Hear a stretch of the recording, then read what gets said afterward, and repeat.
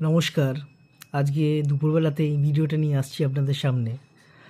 কথা হচ্ছে আজকের দিনে দাঁড়িয়ে আমাদের কাছে এতগুলো অপশান আছে একটা সিনেমা দেখার জন্য, যেটা নতুন রিলিজ হতে পারে বা পুরনো রিলিজ হতে পারে। যেমন নেটফ্লিক্স, জি5, জিও হটস্টার, হইচই বাংলাতে। এই যে এতগুলো যে অপশান আমাদের কাছে এই মুহূর্তে আছে, অ্যামাজন প্রাইম, এই প্রত্যেকটা তো আগে তো ছিল না আমাদের জীবনে।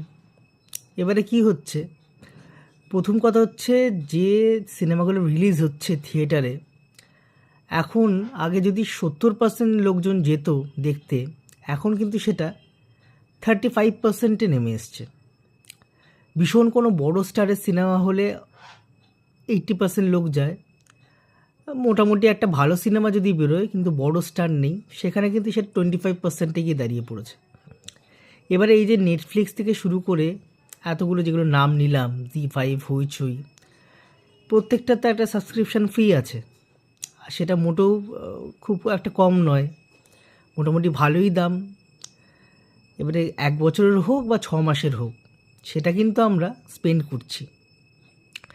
এবারে এই যে সিনেমাগুলো বেরোচ্ছে, কোনোটা জি5-এতে বেরোচ্ছে, কোনোটা হইচইতে দিচ্ছে, বা কোনোটা নেটফ্লিক্সে দিচ্ছে। নতুন সিনেমা কিন্তু যে কোনো একটা প্ল্যাটফর্মে আসছে না। তার জন্য যারা আমরা থিয়েটারে যাওয়া বন্ধ করেছি, তারা কিন্তু এই প্রত্যেকটা ওটিটি প্ল্যাটফর্মের সাবস্ক্রিপশান নিয়ে রেখে দিচ্ছি। তাতে ভেবে দেখুন, আমাদের কিন্তু মাসিক যে খরচাটা প্রচুর বেড়ে গেছে। একটা বাজেট যেভাবে আমাদের চলা উচিত, সেই বাজেটটা কিন্তু আমরা অতিক্রম করে ফেলছি শুধুমাত্র একটা সিনেমা দেখার জন্য। হলে গিয়ে সিনেমা দেখতে গেলে এখন কিছু খেতেও হবে, নাহলে ভালো লাগে না। সেই পপকর্নেরও দাম এত যে একটা সিনেমা দেখতে গেলে মিনিমাম 1000 টাকা কিন্তু খরচা, একটা দিয়ে মাল্টিপ্লেক্সে যান। এদিকে আবার ওটিটি প্ল্যাটফর্মগুলো সবসময় মনে হয় যে প্রত্যেকটাই রাখা ভালো। যদি ওই সিনেমাটা এই প্ল্যাটফর্মে না দেয় যেটাতে আমার সাবস্ক্রিপশান নেওয়া আছে, তাহলে মিস হয়ে যাবে। এই করে করে আমাদের খরচাটা একটা লিমিটহীন হয়ে গেছে। তো আমাদের আগে যে ছোটোবেলায় ছিল, আমরা কেবেলে ফোন করে করে সিনেমার আগ্রহ করতাম।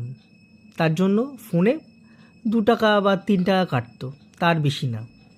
যত ভোট পেতো একটা সিনেমা, সেই সিনেমাটা কিন্তু দুপুরবেলাতে কেবিলে দেখে নিতে পারতাম, নতুন হোক বা পুরনো। কিন্তু আজকের দিনে দাঁড়িয়ে যখন এত অপশান আছে আমাদের কাছে, আমাদের